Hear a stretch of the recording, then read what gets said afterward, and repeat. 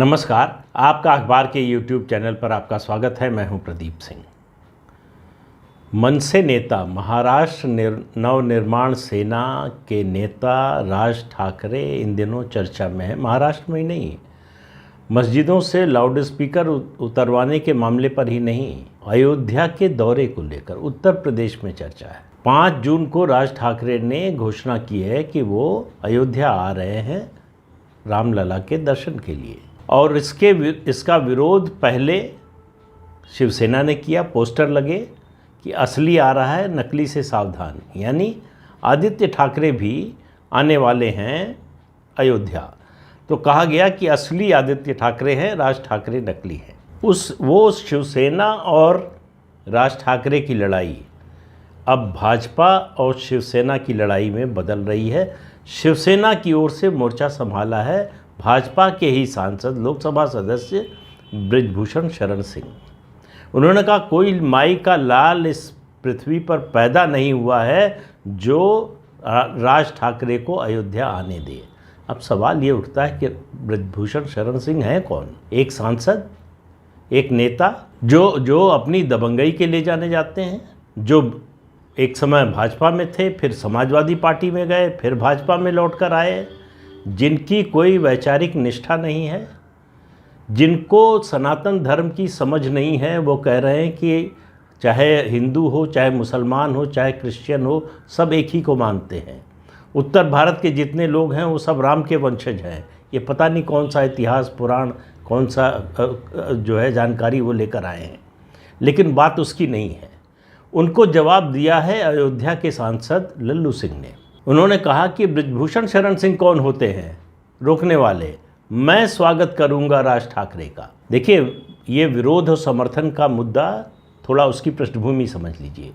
राज ठाकरे की मनसे ने मुंबई में उत्तर भारतीयों पर हमला किया, उनके खिलाफ आक्रमण किया, आंदोलन चलाया।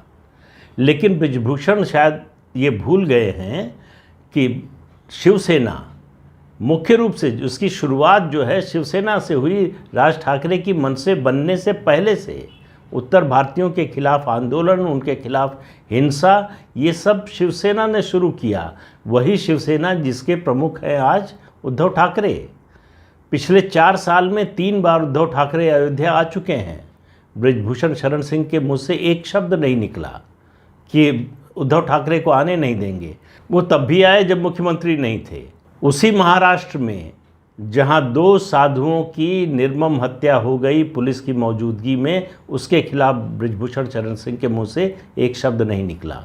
वो आदित्य ठाकरे के अयोध्या दौरे का विरोध नहीं कर रहे हैं। वो इस बात का विरोध नहीं कर रहे हैं कि शिवसेना दरअसल उत्तर भारतीयों के खिलाफ राजनीति करने वाली, आंदोलन चलाने वाली, हिंसा करने वाली पार्टी है।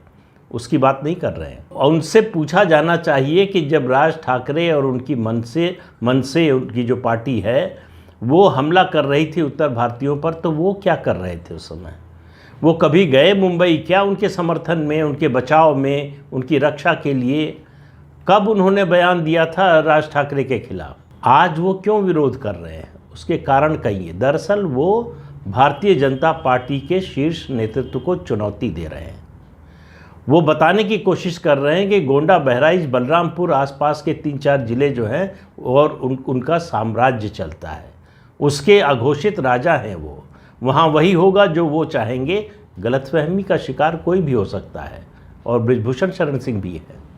उनको ये पता नहीं है कि ये बीजेपी वो बीजेपी नहीं है जब वो 1990-91 में आए थे। तब की बीजेपी में और अब की बीजेपी में अंतर हो गया है। सबसे बड़ा और पहला अंतर जो बृजभूषण शरण सिंह जैसे नेताओं को पता होना चाहिए कि यहाँ धमकी देने वालों की धमकी नहीं सुनी जाती है। ये मोदी, शाह और योगी आदित्यनाथ की बीजेपी है।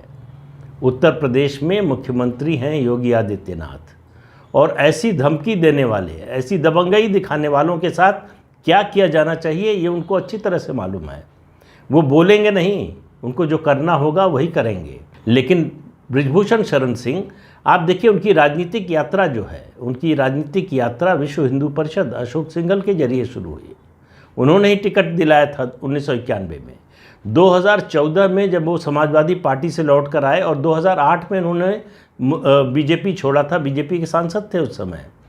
न्यूक्लियर डील के मुद्दे पर जब खरीद फरोख्त चल रही थी, अमर सिंह कांग्रेस की ओर से ये काम कर रहे थे समर्थन जुटाने का, उस समय मनमोहन सिंह ने जो रात्रि भोज दिया था उसमें बृजभूषण शरण सिंह गए थे भाजपा के सांसद होने के बावजूद, और उन्होंने उसके बाद जो है समाजवादी पार्टी ज्वाइन कर ली और 2009 का चुनाव समाजवादी पार्टी से लड़ा। अपनी कॉन्स्टिट्यूंसी बदलते रहते हैं, इतने बड़े नेता हैं कि एक कॉन्स्टिट्यूंसी से लगातार चुनाव जीतने का साहस नहीं दिखाते। कभी बलरामपुर, कभी गोंडा, कभी कैसरगंज। अब उनकी नज़र जो है 2014 से ही बल्कि अयोध्या पर है। 2014 में भी जब लोकसभा चुनाव से पहले, उस समय तक अशोक सिंघल जीवित थे, उनके पास गए थे कि अयोध्या से टिकट मिल जाए, नहीं मिला। उसके बाद भी कोशिश करते रहे, 2019 में भी कोशिश करते रहे। इस चुनाव में उनके बेटे को टिकट मिला और बेटा विधायक बना, अब उसको मंत्री बनवाना चाहते हैं। अब किसी दूसरी कॉन्स्टिट्यूंसी से लोकसभा चुनाव में पत्नी को चुनाव लड़वाना चाहते हैं। तो ये जो पूरे परिवार का तंत्र है उसको स्थापित करने के लिए वो भारतीय जनता पार्टी के नेतृत्व पर दबाव डाल रहे हैं। दबाव क्यों डाल रहे हैं?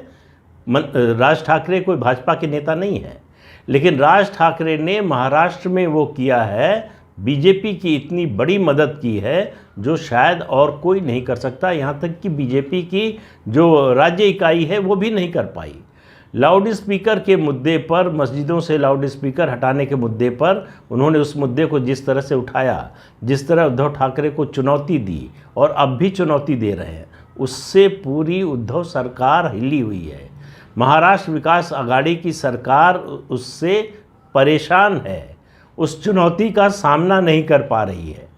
और ऐसे में इसका राजनीतिक फ़ायदा महाराष्ट्र में अभी तत्काल स्थानीय निकाय के चुनाव होने जा रहे हैं, जिसमें बीएमसी के चुनाव भी हैं। उसके बाद 2024 में लोकसभा, फिर उसके बाद उसी साल के अंत में विधानसभा के चुनाव होने हैं। इस सब का फ़ायदा राज ठाकरे ने सबसे बड़ा काम ये किया है कि ये साबित कर दिया है कि उद्धव ठाकरे हिंदुत्व के रास्ते से अलग हो गए हैं, भटक गए हैं, या छोड़ दिया है जानबूझकर अपनी राजनीतिक सुविधा के लिए, अपनी सत्ता की आकांक्षा के लिए उन्होंने हिंदुत्व का रास्ता छोड़ दिया है।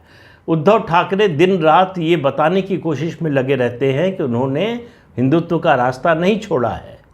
और राज ठाकरे ने एक मुद्दा उठाकर, उसके बाद नवनीत राणा और रवि राणा ने हनुमान चालीसा पढ़ने का जो ऐलान किया, उसके बाद आप जिस तरह से रिएक्ट किया उद्धव सरकार ने, उससे भी उस सरकार की कमज़ोरी का पता चलता है। उद्धव ठाकरे की वर्नेबिलिटी का पता चलता है कि कितने असहज हो जाते हैं ऐसे मुद्दे पर।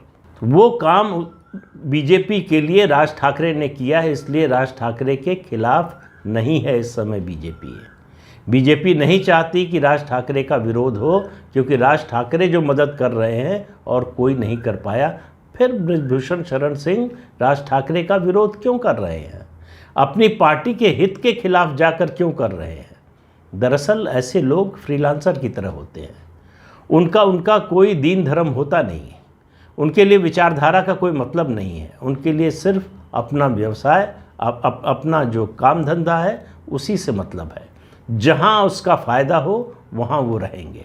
पिछले 5 साल से योगी आदित्यनाथ के मुख्यमंत्री बनने के बाद से उनकी दबंगई और उनका धंधा दोनों मंदा है, और यही उनकी चिंता है। वो जिस तरह से मुख्यमंत्री के बारे में बोलते हैं, संबोधन करते हैं, उससे उनकी खींच का पता चलता है, उससे उनकी चिढ़ का पता चलता है। वो सोचते हैं कि मुख्यमंत्री के बारे में इस तरह से बोलकर वो शायद अपने को बड़ा साबित कर सकें।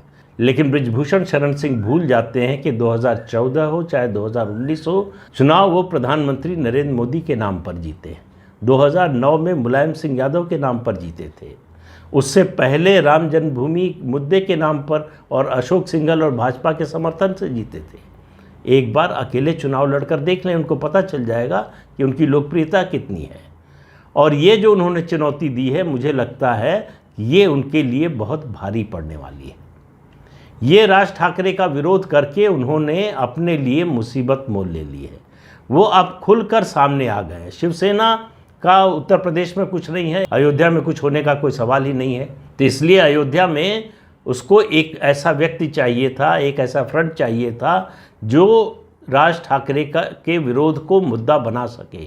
उसके लिए शिवसेना ने चुना बृजभूषण शरण सिंह को। मुझे मालूम नहीं है कि उद्धव ठाकरे और बृजभूषण शरण सिंह की कोई बातचीत हुई है या नहीं हुई है, लेकिन जो बृजभूषण शरण सिंह बोल रहे हैं वो हूबहू वैसी ही बात है जो उद्धव ठाकरे और शिवसेना बोलना चाहती है या बोलती है। देवेंद्र फडणवीस का बयान आया, उन्होंने कहा भगवान राम के यहाँ किसी को जाने से कोई कैसे रोक सकता है। किसी रिपोर्टर ने पूछा कि क्या बृजभूषण शरण सिंह से बात करेंगे आप? उन्होंने कहा मुझे कोई गरज नहीं है, कोई ज़रूरत नहीं है। बृजभूषण शरण सिंह को शायद ये लग रहा था कि देवेंद्र फडणवीस उनको फ़ोन करेंगे और मनाने की कोशिश करेंगे।